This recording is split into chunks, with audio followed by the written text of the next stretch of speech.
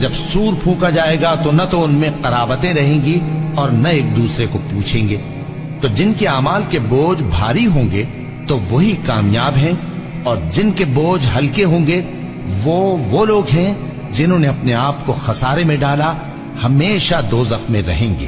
آگ ان کے چہروں کو جھلس دے گی اور وہ اس میں بد شکل ہو رہے ہوں گے۔ کیا تم کو میری آیتیں پڑھ کر نہیں سنائی جاتی تھیں؟ پھر تم تو ان کو جھٹلائے ہی جاتے تھے۔ وہ کہیں گے اے ہمارے پروردگار، ہم پر ہماری کمبختی غالب آ گئی اور ہم رستے سے بھٹک گئے۔ اے پروردگار، ہم کو اس میں سے نکال دے، اگر ہم پھر ایسے کام کریں تو ظالم ہوں گے۔ فرمائے گا کہ اسی میں ذلت کے ساتھ پڑے رہو اور مجھ سے بات نہ کرو۔